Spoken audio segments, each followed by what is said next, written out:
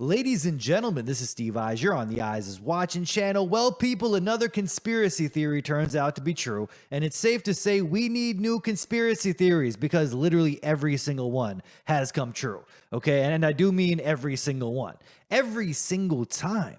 Gather around, fellow Goyim cattle. We got a lot to dive deep into here. It's been a crazy week. Here's a question. Can anyone tell me why the desperation here to crack down on anti-Semitism leading up to this Epstein file release? ADL head Jonathan Greenblatt says that any Americans who criticize Jews in Israel will be monitored by the FBI. We will monitor social media and check your bank accounts. He says, I have 40 analysts working 24 hours, 7 days a week.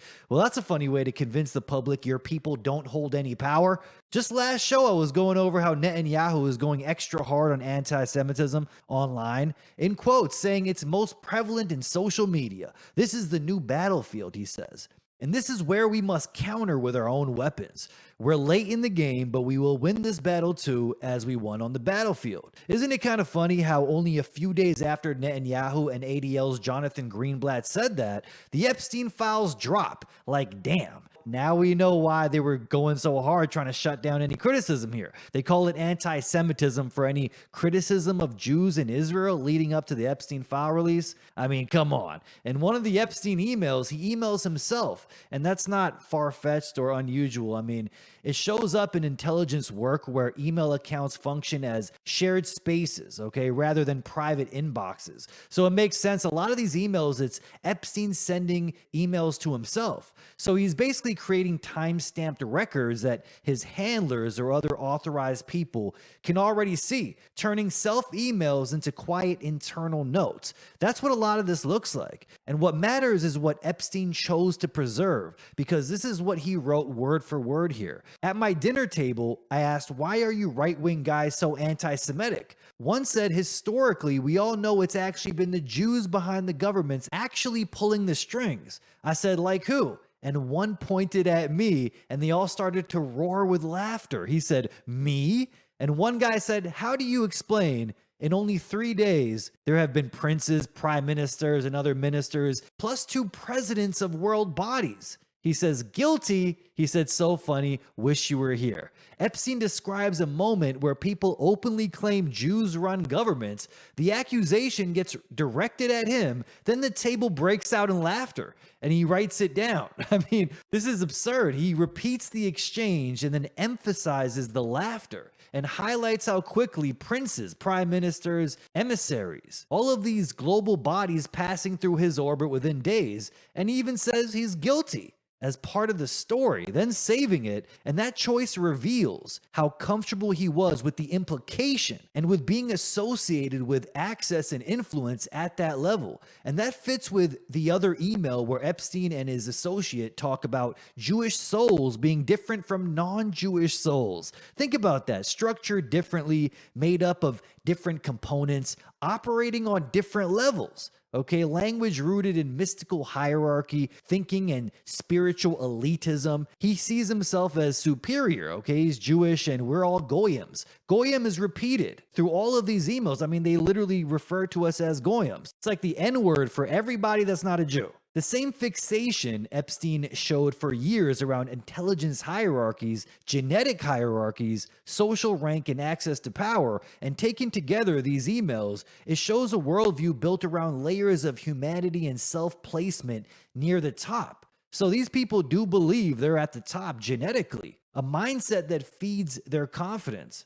In one email, Mark Fisher wrote an email to Jeffrey Epstein in March 2010 about how Jewish souls are composed of different ingredients, components, and have different higher levels than a non-Jewish soul, which helps explain how Epstein moved through all of these top spaces for decades with protection and immunity, and why the self-email matters because, it preserves that mentality in his own words as a record he intentionally kept. The deeper you dig into the Epstein material, the more it starts looking like a closely intertwined network stitched together with money, science, power, and deeply, deeply dark stuff. Okay, these are the same people who were very serious about biology and control long before COVID ever showed up, because suddenly Epstein shows up around politicians and royalty alongside DARPA-linked figures, Bill Gates adjacent science advisors, Google executives who came straight out of the defense world, World Economic Forum types, Israeli defense leadership, NIH-connected researchers, and China all floating around the same conversations here, the same dinners, the same emails, with names like Regina Dugan popping up back when she slid from running DARPA directly into a senior Google role. Epstein was talking to his friends about this World Economic Forum speaker, saying how great she was and condoning everything she said. And this is someone that went from working with DARPA to a role at Google, something even the tech insiders and press called really mysterious at the time. For those that don't know who this is, Regina Dugan had presentations on behalf of DARPA bragging about tech like this: a microchip pill for authentication. Pfizer CEO Albert Bourla was excited to hear about this too. He said, imagine the compliance they can achieve. This is who Epstein was talking about in the emails and giving praise to. So I take a vitamin every morning. What if I could take vitamin authentication? What? Vitamin authentication. Look, I have one right here. Well, here, I'll let you hold it. Would you like to hold it? I'll hold it. Okay. So You guys see it? this pill has a small chip inside of it with a switch. It also has what amounts to an inside-out potato battery. When you swallow it, the acids in your stomach serve as the electrolyte. That's what they do. And they power it up, and the switch goes on and off. And it creates an 18-bit ECG-like signal in your body, and essentially your entire body becomes your authentication token. Yes, this is true. Okay? Okay, but Okay, so wait. So it's really true. So what this means is that becomes my first superpower. I really want this superpower. It means that my arms are like wires, my hands are like alligator clips. When I touch my phone, my computer, my door, my car, I'm authenticated in. First superpower. Like, I want that. So we're not shipping that right away. Yeah, no. We're not shipping that right away.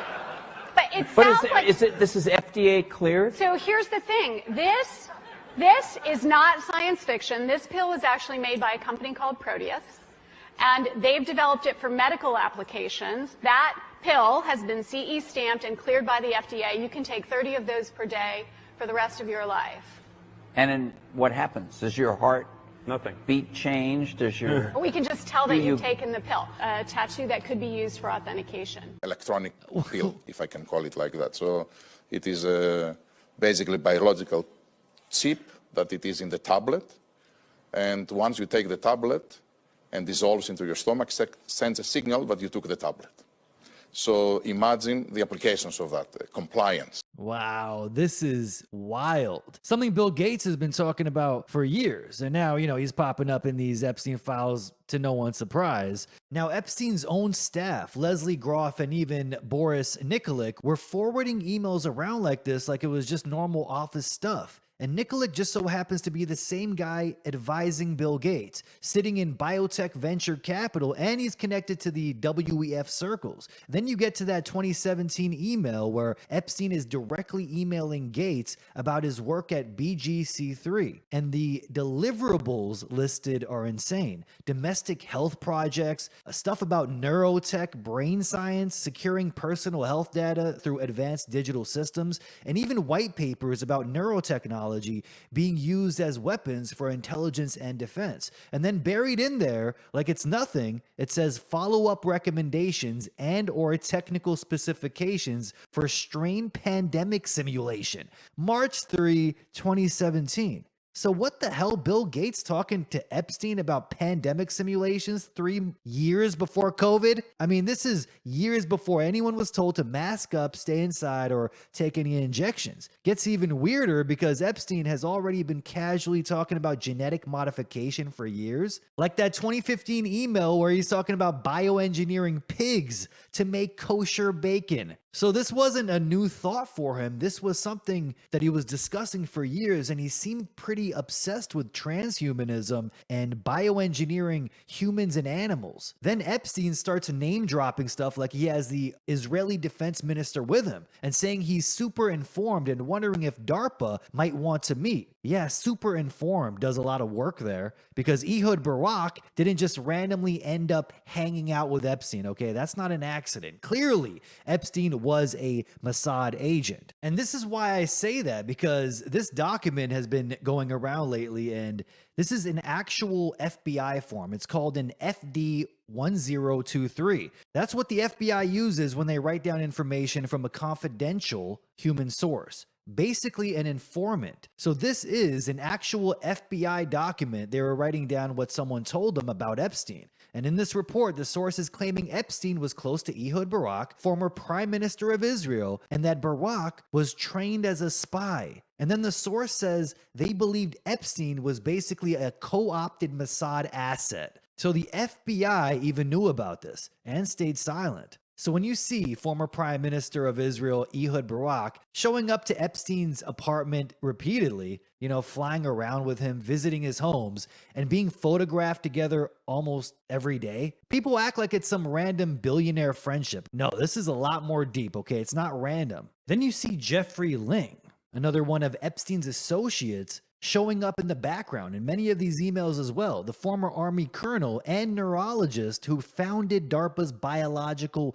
Technologies Office. The same office focused on turning biology into national security tech. And suddenly you're seeing emails talking about weird plant-to-human experiments where even the people involved admit it sounds unethical or illegal, but profitable. And that fits perfectly with what happened during COVID, where the same tech platforms with DARPA roots, DARPA basically invented some of these platforms. That's why they spent years censoring anyone who questioned anything about COVID or vaccine safety. Meanwhile, Epstein's files are full of eugenics talks, cloning talks, genetic hierarchy talks.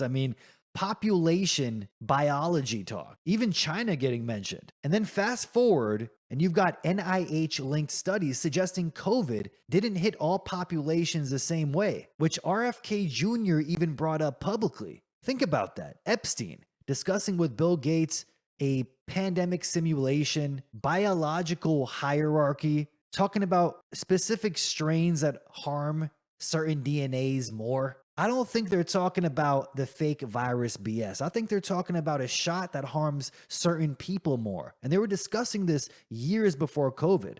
And then when you zoom out, it's obvious who benefited from all this. Big pharma companies pulled something like $90 billion in vaccine profits in just those 2 years. And buried in the Epstein dump as well is an email trail connecting him to 23andMe, a DNA harvesting company that collected genetic material from millions of people and then conveniently collapses into bankruptcy just recently. When you remember how deep Epstein's long obsession is with genetics, reproduction, vaccines, pandemic simulations, selective breeding, the whole picture gets really dark here. He was paying for genome sequencing, stem cell work, permanent DNA storage, and he openly talked about impregnating dozens of women at his New Mexico ranch to spread his DNA into the future. Think about how crazy that is. All while hosting elite scientists and AI people at private dinners like this was normal dinner conversation. Epstein was treating human biology like something that could be collected, cataloged, and redesigned, repurposed. Funding transhumanist projects and somehow convincing people at the highest levels of science and medicine to take his money and fund bizarre bioengineering transhumanist experiments. That's where the timeline stops making sense. Now, what makes all of this even more sinister is the possibility that Epstein is still alive, slipped out the back of that jail in 2019 and kept working quietly behind the scenes. Because after his alleged death, just a few months later, Event 201 happens, a pandemic simulation Then the simulation plays out in real time just a few months after. A pandemic that scared people into lining up for a vaccine that Bill Gates and Epstein were already discussing in emails. So the question is dark and simple. Did Epstein succeed in his plan to inject the entire world with his DNA? I know that sounds scary but it gotta be asked. Because if everyone believes he's dead, no one ever thinks to blame him. And the reason that question won't go away is because of what happened around his death itself.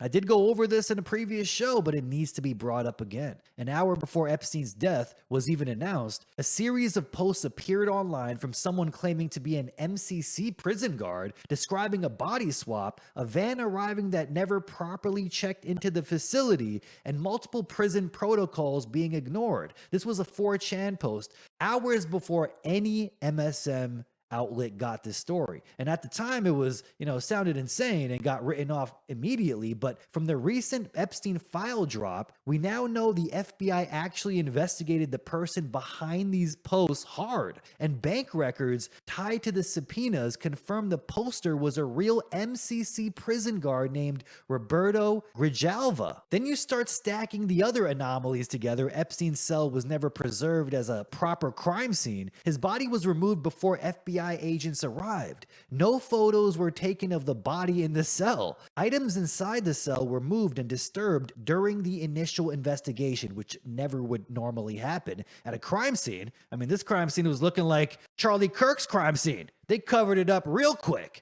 There was no DNA testing either, no fingerprint confirmation. The body was identified solely by Epstein's brother, Mark. And if Epstein were still alive, a public fight over whether he was murdered or committed suicide would be the perfect distraction from the one possibility no one was supposed to consider.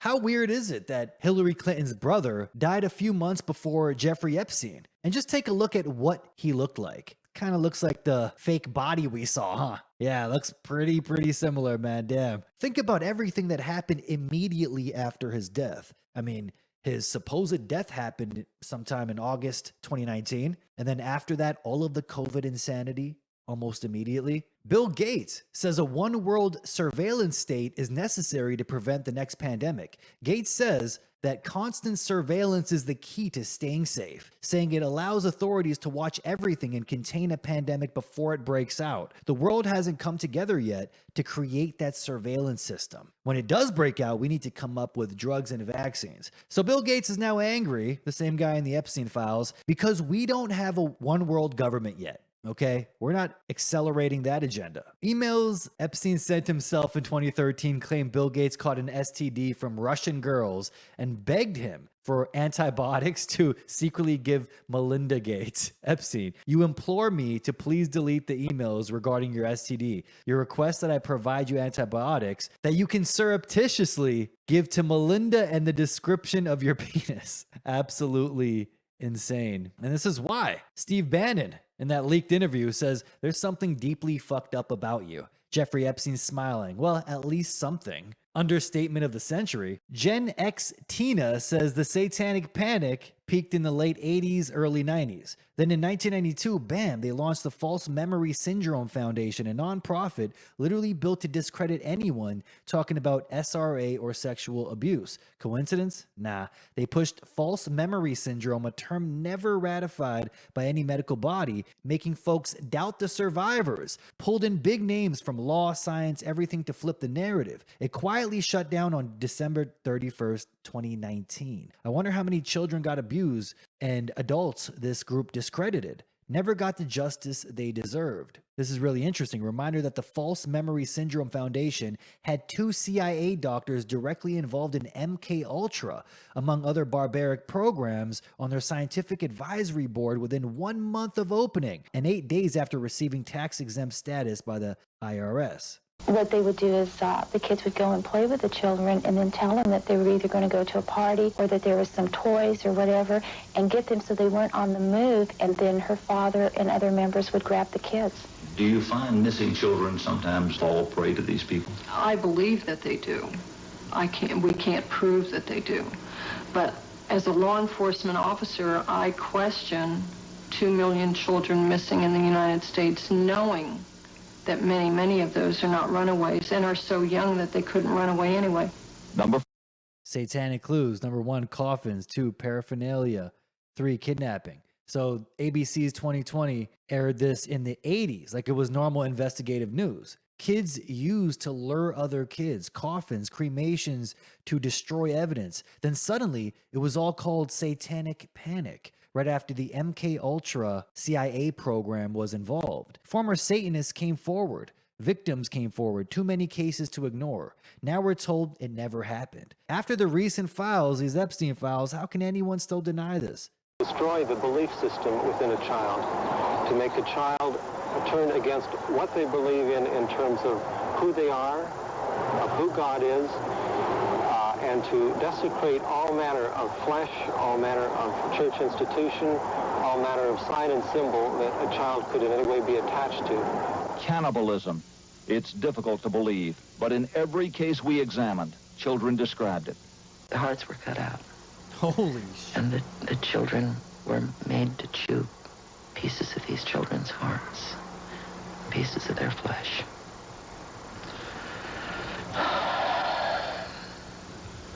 Is cannibalism part of the ritual? The children have spoken about this in almost every instance. Also, human feces, or drinking the urine, or drinking human blood. Oh my God. That's part of the ritual. Right. I have an old 3-inch scar here on my wrist where my friends used to cut my arm open and bleed my blood into a cup and drink it mixed with wine and urine 4 times a year as a ceremony to Satan. And finally, cremation. Most of the children describe witnessing it. It might explain why no bodies have been found. So far, police have failed to make the connection, as in the case of yet another youngster who, with his mother's consent, described how bodies were disposed of. He would take the bodies and put a trash bag over the feet and head. He'd put it, and then what he would do is he had his car parked out back. So they took them to the funeral home, and they were cremated, and nobody ever knew anything about the body. That is some sick stuff. Now, after watching that, it does sound like things that we did see in these Epstein files. Now, of course, there's millions of files here, and a lot of them you don't know if they're credible or not. They do sound outrageous, but there are many files that are circulating right now on X and other platforms describing something similar to what we just heard in the child trafficking investigative news segment here on ABC. In one of those documents, now I'm not sure where this is from exactly, it says this. Now, someone is going over what a purported victim said here. And he said while he was on the yacht, he witnessed African-American males having sex with blonde white women, of whom were bleeding during intercourse. He was a victim of a type of ritualistic sacrifice in which his feet were cut with a scimitar but left no scarring. On the yacht, he witnessed babies being dismembered, their intestines removed, and individuals eating the feces from those intestines. He was also raped by George Bush #1. Now, we don't know if this is true or not, but after watching stuff like that and knowing that these things exist, it's not far-fetched to believe that a lot of these demons in charge, like I say, I call them DICs and PICs. That's right, the dick pics. Now it's starting to make sense why I call them that, okay? It's not hard to believe they are involved in some truly twisted satanic ritual sacrifice. In one email here, someone emails Jeffrey Epstein about a dinner in Edmonton for charity, saying, "Hey, Jeffrey, how are you? I'm hosting dinner at a really great restaurant here in Edmonton for charity, and I thought you never know, Bush was just here. Maybe you need to book a good dinner in Alberta to use whenever you want. I know how much you love restaurants." Like, who loves restaurants that much? I mean, it's cool to go to restaurants and eat, but you know anyone that loves restaurants? Last year I raised $2,000 for lunch for 2, and this is a dinner for 4. Why are those in capitals? How bizarre. Like, isn't going to a restaurant pretty standard for these people? There's no way they are this excited to go to restaurants. I mean, these are billionaires that have so much money to splurge in all these restaurants. It's probably the only place they eat. They're definitely not cooking at home. They're eating at restaurants all the time. So why are they so excited talking about restaurants? 100% of the proceeds will benefit the United Way, Sign of Hope, Christmas Bureau of Edmonton, and Stollery Children's Hospital Foundation. A special 5-course meal. Would love to see you bid on it. What? Bid on it? Please feel free to forward this email along to any big bidder types you know who love to eat great food for a good cause. How sick is this stuff? Oh, would you look at that? CBC at the bottom, CBC News Edmonton. You know what CBC stands for, right? Controlled by the cabal. That's right. And you know exactly what this email is about, considering all the Pizzagate twisted stuff going on. It's hilarious that for years people were laughing at you for bringing up Pizzagate, like it's some crazy conspiracy theory that there's no basis in this theory at all, you know? Organized abuse rings, satanic ritual sacrifice, all of it. That was just crazy internet talk, right? And now look where we are, you know, after these Epstein files are released. Now you've got official institutions quietly admitting categories of abuse that sound exactly like what people were told never happens. And that's why I keep saying sooner or later, a massive distraction is coming. You can guarantee it, because once people actually slow down and read what's being admitted in hearings and reports, the denial phase collapses. They can't hide behind any excuse at this point. And the Epstein material gives more credibility to the whole Pizzagate scandal, because his emails are full of the same weird pizza language over and over, repeatedly across years, you know, talking about pizza, hot dogs with all of these different people in different emails, acting like it's completely casual to talk about this, buried inside otherwise serious conversations. Slicing pizza, how many slices? Oh, only one slice. Cheese being brought up repeatedly, pizza parties, delivery, head counts. At a certain point, it's like, okay, why does this keep showing up often here? And for those thinking that this is completely baseless, that doesn't happen at all,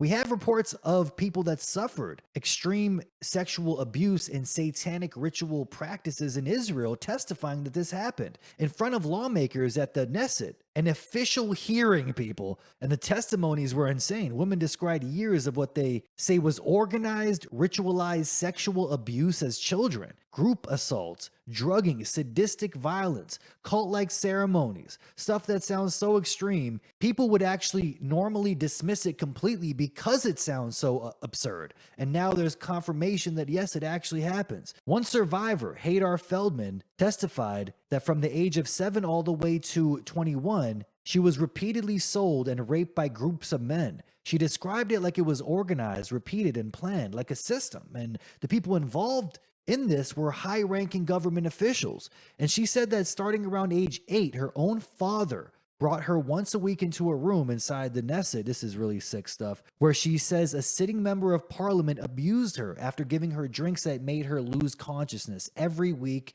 for a year and a half. Another survivor testified that she was kidnapped repeatedly as a child. She said that they tied her upside down. She said they electrocuted her intimate organs. She said they forced her to watch the murder of small babies. She said they made her dig her own grave, and she told lawmakers straight up, they are here among us. She gave police names, locations, details, everything, but she doesn't believe they took it seriously. A third survivor described being abused throughout childhood by family members, a doctor, a psychiatrist, and rabbis. She described what she called a ritual assault while she was pregnant, and she was forced to do horrific things just to save her unborn child. She literally said they traded her body like property. And what's crazy is the patterns keep repeating across different victims. Multiple perpetrators, drugs, sedation, and total secrecy, satanic ritual framing, psychological conditioning to make these kids feel like this is normal. The same themes over and over. As you could see here in this article, in the Times of Israel, it says, I was around 15 tied to a torture bed in basements in the Tel Aviv area, said one woman, recalling an incident in which her abusers, including family members, slaughtered a snake, mixed its blood with hers, and drank it while raping her and calling her a holy vessel. They tied me up in every possible way using whips and electric shocks, raping me, said another survivor, who testified that she was 5 years old when she began suffering unbearable abuse, including by religious religious leaders and educators who told her that she was defective and needed to be fixed, in quotes. How sick is that? And when lawmakers started asking why this wasn't handled, survivors described investigative failures that sound almost intentional. One woman said she spent over 100 hours giving statements to police, only to later find out the investigator didn't even know the file. Another said she was basically told if even 10% of it becomes word against word, it won't go to court. And here's the part that should really scare you, okay? Israel's own Knesset Research and Information Center admitted there's no legal definition for ritual abuse in Israel, meaning huge gaps in detection, data collection, and prosecution. They basically admitted they don't even have the system to properly track this type of crime. I wonder why. And I wonder why Israel is like the safe haven for all pedophiles. When they get caught, they get to go hide out in Israel. You know, this is starting to make a lot of sense here. That's a pedo capital of the world. So what happens because this is not being properly documented? Well, complaints get buried, cases get treated like isolated incidents, files don't get connected, entire networks like this don't get exposed, victims get ignored, shamed, pressured, or silenced. And that's why when people go back and look at this Epstein stuff, they start noticing the same themes here. Okay, and the assumption that nobody will ever question anything. And if this was all nonsense, it would have faded out on its own, but it didn't fade. It had to be ridiculed. It had to be censored. It had to be suppressed. And every time this stuff starts piling up in the public's mind, something always happens. A shock headline or a big distraction pops up. So because a lot of people are waking up to this Epstein stuff and it's opening a lot of eyes, I do believe a major distraction is coming, okay? In the next month or so, it could be something bigger than 9/11 just to get people's eyes off of this right here, okay? And if that does happen, just remember what people were reading right before it did. When you take a step back and look at the full picture here, it reads like a system where defense, research, biotech, data collection, AI, surveillance, and pandemic planning all overlap through a very small group of well-connected people. Does everyone else think it's a nice Jewish family? From the outside, you appear to be a nice Jewish girl. Definitely. And you all are worshiping the devil inside the home? Right. There's other Jewish families across the country. It's not just my own family. Really? Things. You don't have to give us the gory details, but what kinds of things went on in the family? Well, there would be rituals in which babies would be sacrificed, and you would have to, you know... Whose babies? There were people who bred babies in our family. No one would know about it. A lot of people were overweight, so you couldn't tell if they were pregnant or not, or they would supposedly go away for a while and then come back. Anyway, so you witnessed the sacrifice? Right. When I was very young, I was forced to participate in that, in which I had to sacrifice an infant. This is nuts. And the purpose of sacrifice is to what? Is to bring you what? What are you sacrificing for? For power. Uh-huh. Power. This is absolutely crazy. I'm hoping it's not real. Okay, I'm hoping this is fake. I'm hoping this is completely fabricated just so I can sleep well at night.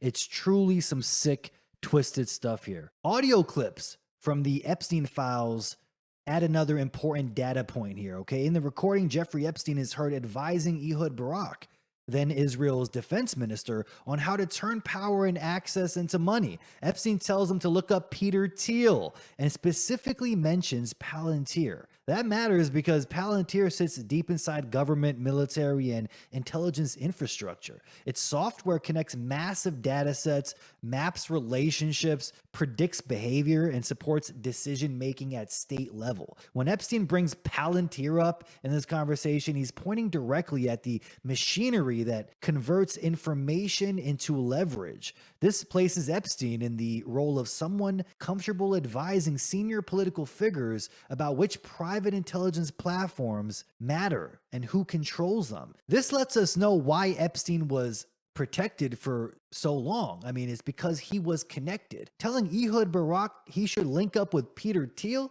the reptile, and bringing up Palantir. Yeah, that makes sense. Epstein's value came from his position between political power, intelligence interests, and private surveillance capital. It's really interesting that a lot of people are not bringing up this audio clip here. All the lies they invented about white supremacy were really about Jewish elites. Can you believe that?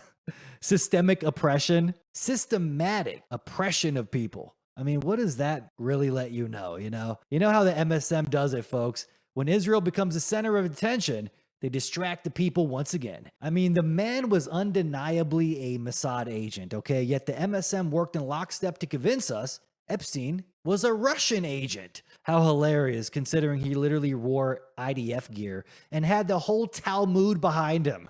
That's right. And, you know, I didn't know how long the Talmud was. It's like 100 books. Endless emails with Epstein sounding exactly like a Luciferian rabbi, referring to us as Goyim cattle. You know, I really wanted to give them the benefit of the doubt. I was like, there's no way they talk about us like that. And, oh, would you look at that? They do. And that our entire purpose in life is to serve the Jewish people. Can you believe that? Which coincidentally happens to be the exact words of some satanic rabbis. That's what they've said word for word. On top of that, Jeffrey Epstein said in an email to Palantir's Peter Thiel, in quotes, "As you probably know, I represent the Rothschilds." Email is also talking about a war right now between Jews and non-Jews, and Jews are winning, end quote. Now, when you take all of these facts and put them together, they point towards the same group of people running the scenes. And we all know who those people are, okay? The Russians, of course. Isn't it interesting, for 1 year straight now, the PICs, that's right, the PICs, have been going full speed ahead with this anti-Semitism crackdown? You don't find that kind of weird? Leading up to this big reveal of millions of Epstein files? Look, most of the files are garbage, okay? That's what people need to understand. AI slop piled on top of each other to discredit the little bits of truth that are actually in the files. There's zero chance that 3 million pages of this stuff exists, okay? That's ridiculous. And they have the nerve to say another 3 million documents are coming. That's pure comedy, okay? There's that 6 million number again. Man, do these people love that number. Yeah, here's 6 million Jewish Epstein documents. Now, just to be clear here, millions of documents doesn't mean everything in here is, true or credible. There's a reason it took them so long to release these files. People wanted the exact Epstein list, of people who went to the island and who were blackmailed. It's very simple. That's it. Remember in early 2025 when all those conservative influencers put on that theater at the White House holding up those binders? Epstein Files Part 1, making it seem like they had the files. The files were so small you can fit them into a little cute binder. Would you look at that? So how could they go from a few pages in a binder to 6 million? Well, because they clearly used AI to fill up the files with a whole lot of nothing. That's why it took them so long. Now we have many pages that sound outrageous on purpose. People that seem to be schizo, just giving weird accounts that make no sense. That's the point, because now when people read through this stuff, the media gets to point at the dumbest pages and say, see, this is all fake. Look how stupid this sounds. Meanwhile, the real stuff is buried in the middle of it. I mean, even the leaked interview with Steve Bannon seemed a little off, okay? Epstein was asked if he's the devil, and this was his response. Do you think you're the devil himself? No, but I do have a good mirror. He has a good mirror. I don't even know if that's real or AI. You don't know anymore, Look, there's definitely a psyop at play here, okay? These Jewish elites are sending emails referring to all of us as Goyim cattle and have the nerve to cry about anti-Semitism. Here's Ben Shapiro just a few years ago saying there are no Epstein files, you stupid Goyims. Thousands of hours of tape. There are, by the way, but they are child pornography. The reason the FBI is not releasing them is because those tapes do not include underage people with third parties on Epstein Island. That is not what the tapes are. Thanks, Ben. I also have sources in the federal government who are covering this stuff. And I'm sure you do, Ben. He also has sources in the federal government. Those little hats are everywhere. And have seen the documents. Those tapes are just child porn. That's all. Ben should know. That's what they are. That's why the FBI is not releasing them. As far as the Epstein list, what I have been told by my sources is that there is no Epstein list. Thanks. And basically, there's a black book of Jeffrey Epstein contacts. And the vast majority of those contacts are already out there publicly. That's why names like Prince Andrew or Alan Dershowitz or some of the names that have been mentioned here. Those contacts, there is no evidence, according to the DOJ and the FBI, and again, that's public. There's no evidence that any of those third parties were having girls trafficked to them. Here is Tucker then asserting that it was actually Mossad. Again, without evidence, not a shock. Of course, this is where Tucker was going. This has become the hot speculation. Is without evidence. You say that Mossad was running Jeffrey Epstein. When I say without evidence, I mean without evidence. Naftali Bennett, the former Israeli prime minister, said, quote, as a former Israeli prime minister, with the Mossad having reported directly to me I say to you with 100% certainty, the accusation that Jeffrey Epstein somehow worked for Israel or the Mossad running a blackmail ring is categorically and totally false. This accusation is a lie being peddled by prominent online personalities such as Tucker Carlson, pretending they know things. Okay, enough. So he didn't work for Mossad according to Mossad. Well, there you have it, people. And it's not just Ben Shapiro that was gaslighting the public, okay? It was a lot of paid-off shills working in these you-know-who-owned mainstream networks.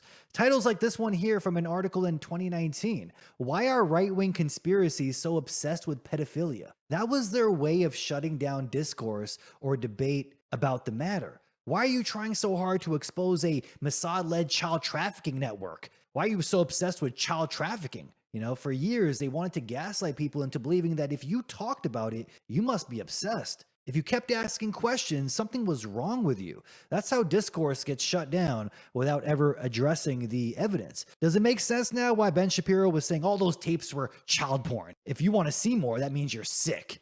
You know, it's starting to make sense here. It's gaslighting. Ted Cruz, the same man that said just a few months ago, there is a tangible, dangerous anti-Semitic contingent on the right that is gaining traction, gaining popularity, being listened to by young people, and gaining attention.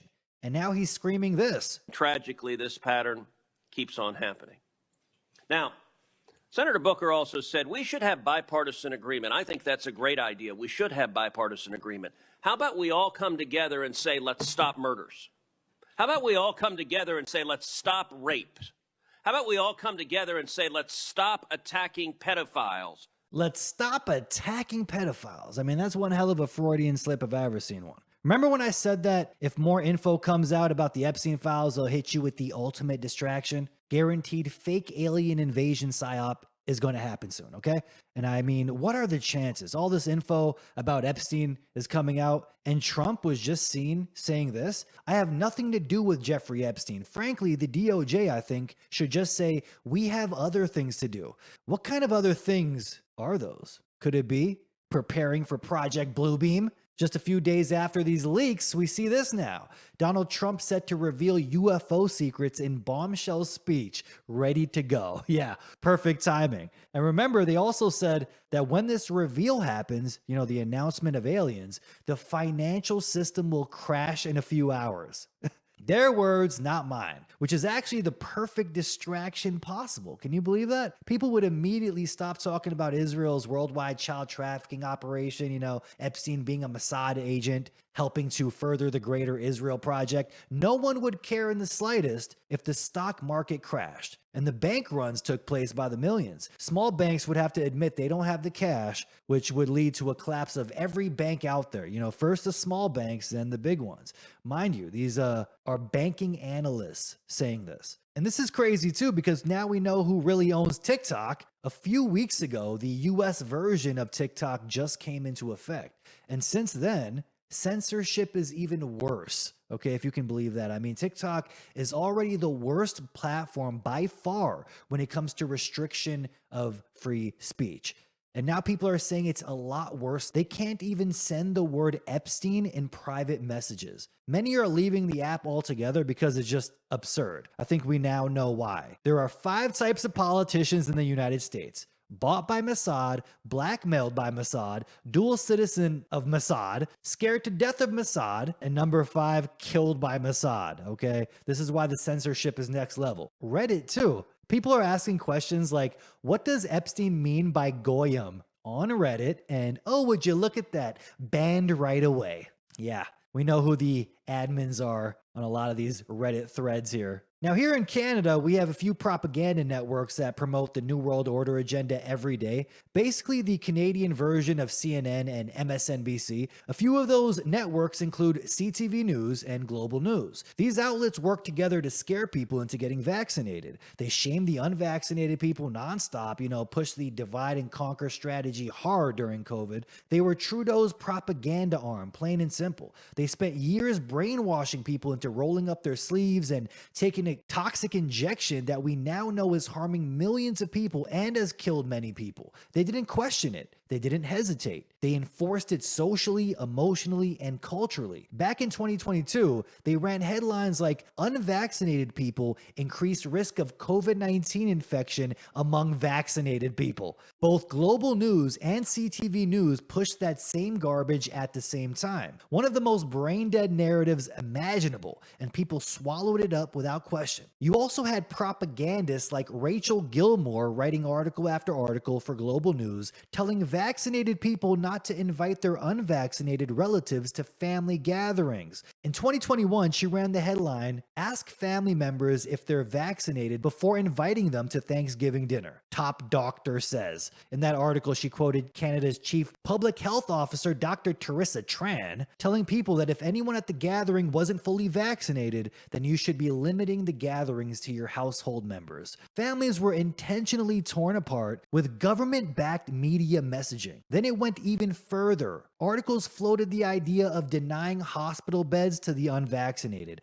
Articles entertained punishing people financially for refusing the shot. In 2022, Global News actually ran this right here. Quebec wants to tax people unvaccinated against COVID-19. Can the province do that? The fact they even treated that idea as debatable tells you everything. Okay, they were conditioning the minds of the people, specifically the vaccinated, to turn on the unvaccinated. These are not journalists here, okay? This is a captured news organization enforcing policy through fear and shame. So why bring this all up now? Well, because after years of public shaming, coercion, bullying, canceling, belittling, and deplatforming anyone who questioned the vaccine narrative, they do the classic 180. Now suddenly Global News is investigating vaccine injuries. Now suddenly they're admitting the government's vaccine injury support program was a disaster. After their own investigation, it came out that over $54 million was spent on the program, and most of that money never reached injured Canadians. The money was taken up by the private company hired to run the program, and that $54 million just so happened to go missing. Yeah, well, ain't that some shit? I mean, remember the $41 billion that went missing from the World Bank Climate Fund? This was money that they taxed from everyone with the promise they would use it to build, windmills, solar panels and shit. Yeah, you're an idiot for believing that. That money is going straight to the peddlers in charge, okay? That's right, the PICs need to build another Epstein Island. $41 billion. And they can just lose it like a $5 bill. Have you ever lost a $20 bill? I mean, that shit will hurt you for months. I mean, sometimes you feel Jewish about how much you care about that $5 bill. These people can just lose $41 billion here and another $54 million there and go, oops, don't know what happened. Just got lost in the sauce. So $54 million that was supposed to go to the vaccine injured suddenly goes missing. They said the money went to paying staff, managers, consultants, and running the program itself. So oops, no money for you.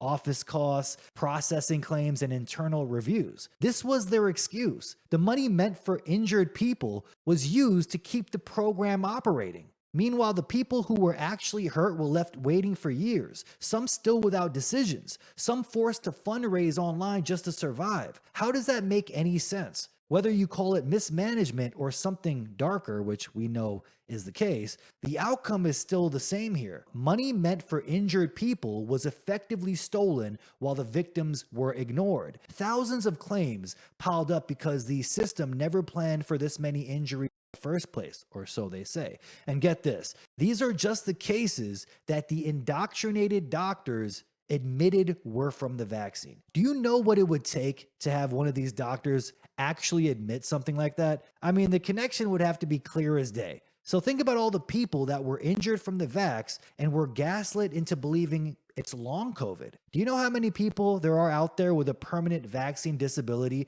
thinking it's long COVID? Now propaganda networks using sinister wording like this, saying long COVID is the greatest mass disabling event in human history. And now even Global News admits many have been injured by a product they helped promote. They coerced people and bullied them into getting these shots. They even helped justify punishment on those who refused to get them. And now the same outlet that helped pressure people into taking the injection is now reporting on how badly the system failed the people who were injured by it. Now when the damage is impossible to hide, they finally admit it. And no one seems to understand the severity of this. Crimes against humanity brushed off like just another news story. People have loved ones harmed and killed, and we're supposed to forget it ever happened? Vindication is finally here. I mean, it's been here. I mean, we were right. Of course we were. But isn't it crazy how endless chaos, one global emergency after another, nonstop insanity around the whole world has made people forget and move on like none of this ever happened? None of this ever mattered? Now they call it a mass disabling event. This is what they were like just a few years ago. If you are unvaccinated and the virus comes into your community, the virus will hunt you out. The virus hunts down the unvaccinated. The virus will find the unvaccinated. That's what they all say. And it's a virus that will find you if you're not vaccinated. If you're unvaccinated, it will find you. The virus is literally finding unvaccinated people. It will find the unvaccinated. We're seeing COVID-19 tracking down unvaccinated people. You know, if you're unvaccinated and you're in circulation, you're going to get it. The Delta variant of COVID-19 has the potential to spread through an unvaccinated community like wildfire. The Delta variant is so aggressive that if you are unvaccinated, it's going to find you. Delta is finding the unvaccinated. The Delta variant will find you. If you're not vaccinated, it will find you. The virus tends to find places that are undervaccinated. It does not just move to city centres. It finds the unvaccinated wherever they are. So you might live in the middle of the desert, but it can still find you. But if you're unvaccinated, this virus is looking for you. You know, this virus, this infection will seek out the people who are either unvaccinated or have only had one jab and are not fully protected. The virus does seem to be finding older people who have not received that third dose. We'll ultimately find just about everybody. But these three people, two of them weren't vaccinated, one had just had their first dose. The virus has found them. Oh my God, how ridiculous is that? Now it's, sorry to those permanently injured by the vax, we lost your compensation money, okay? That's how fast things change on you, okay? The virus will find you if you're unvaccinated and it will hunt you down. Doesn't matter if you're in Antarctica, okay? It'll find you, it'll kill you. And then headlines popped up, the unvaccinated are spreading the virus to the vaccinated people. Like what? I mean, how outrageous. Just a few years ago, that's the level of propaganda we had to deal with. They did all of that just to trick you, to scare you into running and getting a poisonous injection that many people now are permanently disabled from. And know that you don't get a sorry at all. It's, oops, we lost your compensation money. That's how fast things change. What people need to understand is the ones in power, the ones flying their private jets to pedo islands, have spoken publicly for years about depopulation. It's like their religion. They feel they get to decide who lives and dies. It's a serious God complex a lot of these demons have, where they feel the vast majority are just seen as numbers that need to be decimated. They don't see individuals as souls. They see them as cattle, goyim that need to be culled whenever needed. From vaccines, big pharma medication, toxic foods, geoengineering, EMF towers. Depopulation is the name of the game. Take this, for example. Title here says abortion pill reversal has saved over 7,000 babies from abortions. Now, can any of you guess what the anti-abortion pill is? Well, in order to know what it is, you have to know what the abortion pill or pills actually are. Now, this is crazy right here because once you understand how this works, your mind will be blown. For those that didn't know this, because I didn't know, the abortion pill isn't just one pill, it's 2 drugs taken in sequence. The first one is mifepristone. This drug blocks progesterone. That's its function. It doesn't cause contractions, it doesn't expel anything.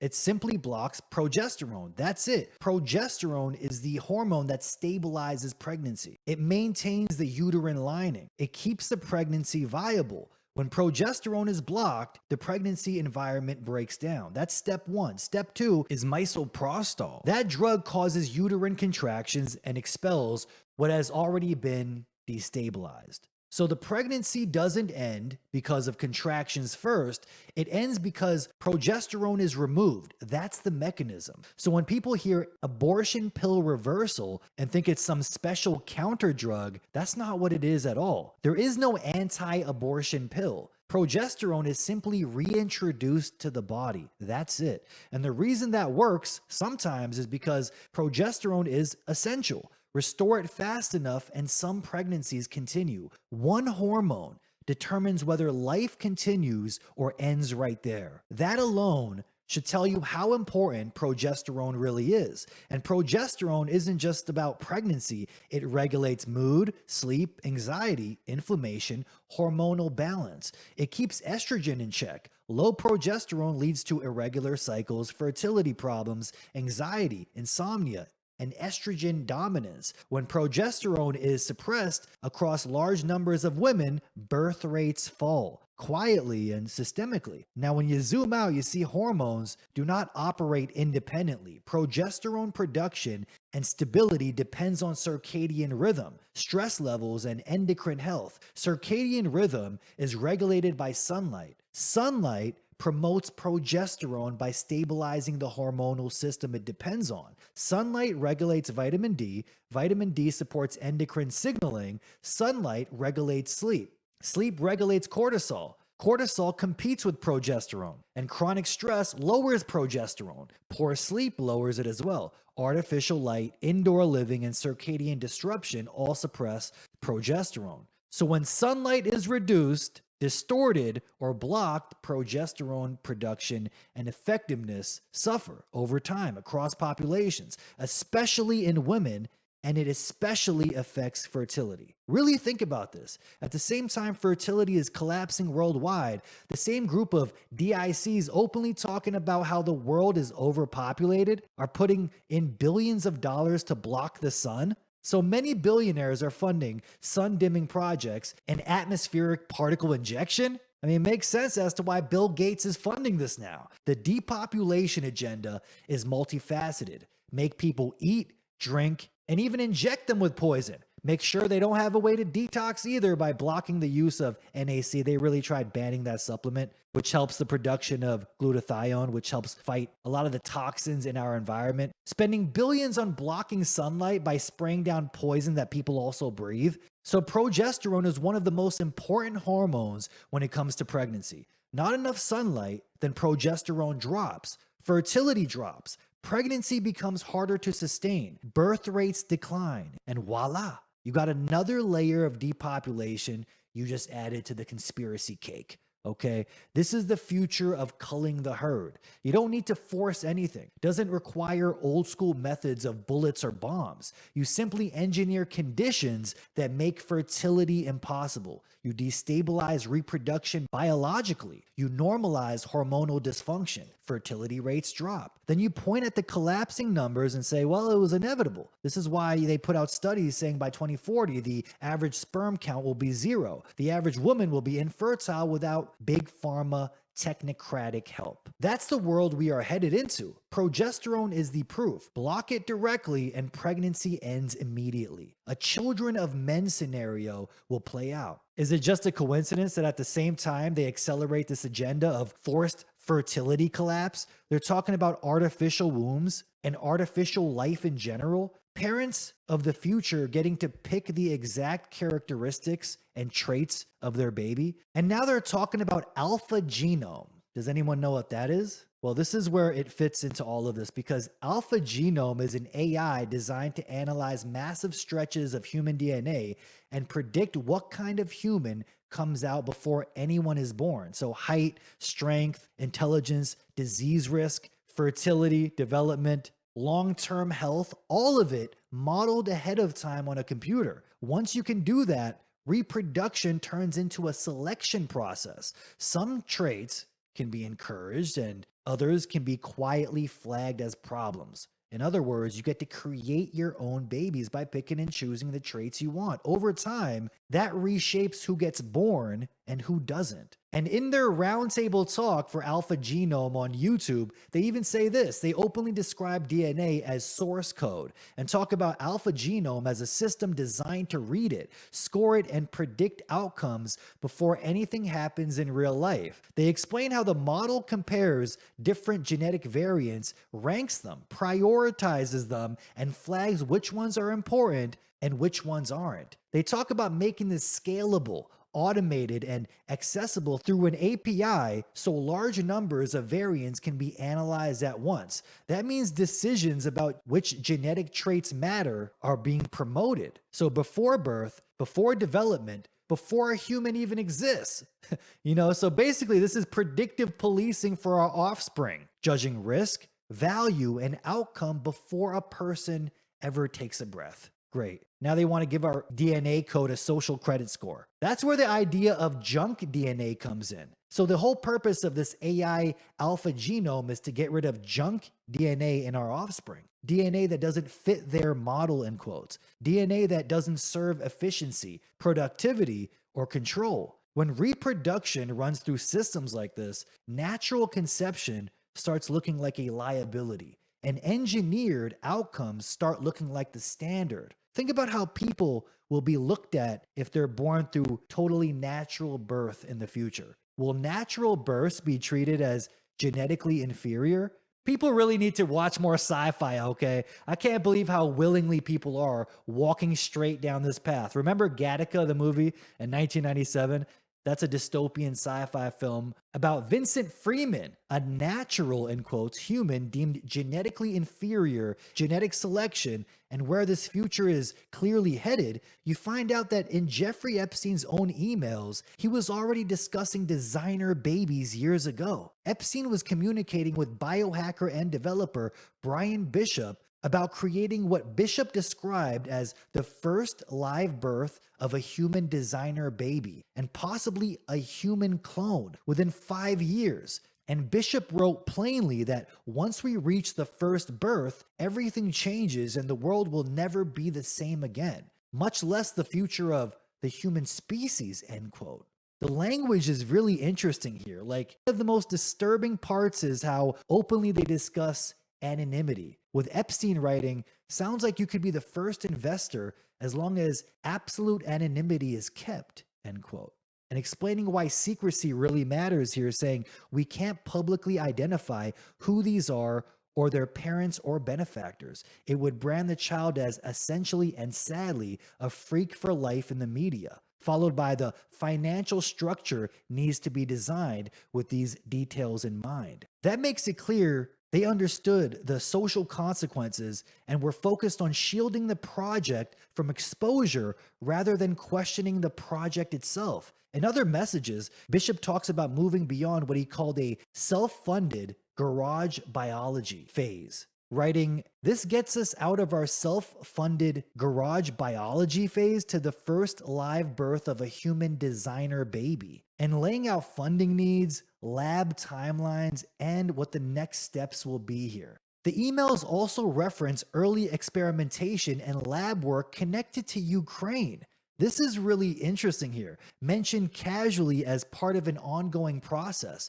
Taken together, these emails read like planning documents. And that's what gets really dark here, because once you see how obsessed they were with secrecy and anonymity, the next question becomes where this kind of work could actually happen without interference. The emails casually reference lab activity tied to Ukraine. You know, the Ukrainian biolabs they were talking about, and they were just talking about it like it was all part of the process. And why is this crazy? Because Ukraine already had a long documented reputation as a gray zone playground where things that would never survive scrutiny elsewhere quietly moved forward. BBC reporting from the mid-2000s described a systemic culture involving stem cell harvesting, missing newborns, maternity wards taking babies from mothers, bodies exhumed from cemeteries, post-mortem footage reviewed, and a wall of silence inside hospitals and institutions. Ukraine was openly described as the stem cell capital of the world years back, and that context puts everything into perspective here. When Epstein's emails talk about designer babies,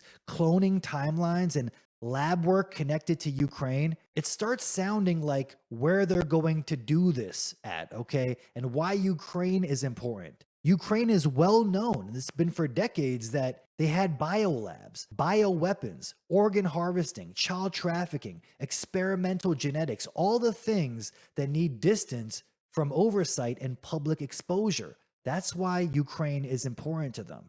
The infrastructure was already there. The corruption already normalized. The moral guardrails already gone. These emails sound like people plugging into an existing machine so they can push it further, to further their transhumanist bioengineering sick satanic experiment. And it's starting to make a lot of sense why Vladimir Zelensky kept popping up in those emails over and over. Epstein even referred to him as a cokehead. So that lets you know, yes, he's a shill, and they probably pay him in a lot of coke. Also, it's starting to make sense why Zelensky brought in his close friend Marina Abramovic to be involved with schools in Ukraine. He wanted her rebuilding schools for their Build Back Better agenda. I mean, of all people, Marina Abramovic, the one that's deeply connected to the Rothschilds and has been doing satanic art, occult-themed performances like carving a pentagram on her stomach with a razor. Yeah, that's totally just art, you know, nothing to see here, you conspiracy theorist. She's not satanic at all.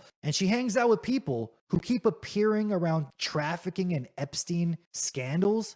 This is someone known for shock rituals and spirit cooking imagery. Why is she being placed anywhere near children in a country already tied to biolabs, you know? And also, get this, Ukraine has the biggest labyrinth of underground tunnels too. And this is in the world, mind you.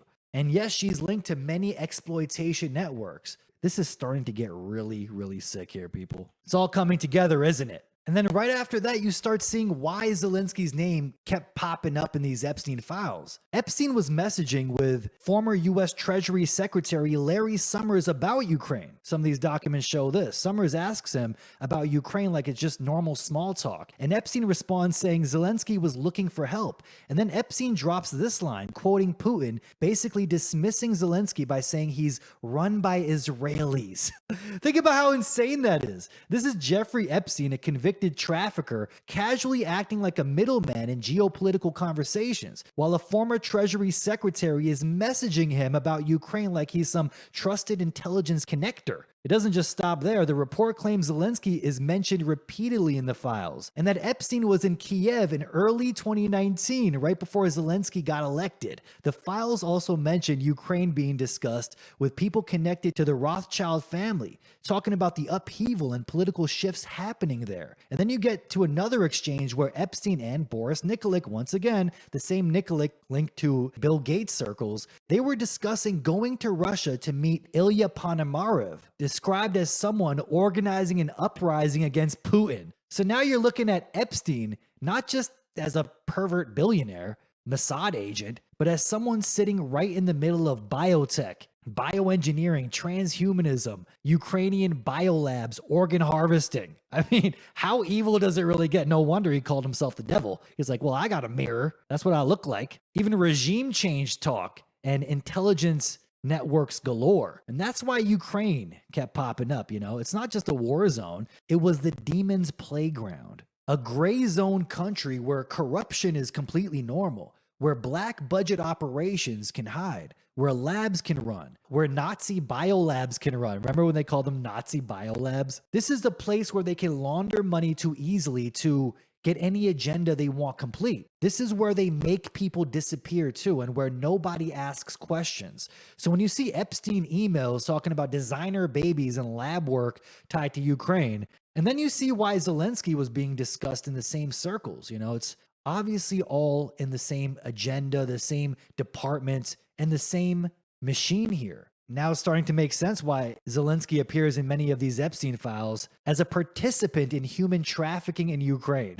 The author of one of the emails linked him to the modeling agent Jean-Luc Brunel, who was accused of raping minors and supplying girls to Epstein in 2020. I mean, it gets sicker and sicker, and I know a lot more info is going to come out right as I drop the show, but I'll cover that next week. I'm going to leave it right there, folks. This was a dark one. I know it was like really sick, and a lot of it I didn't even want to read here. It was really, really sick stuff, but that's where I'm going to leave it, folks. If you like what I do here, it is greatly appreciated if you hit those links in the description.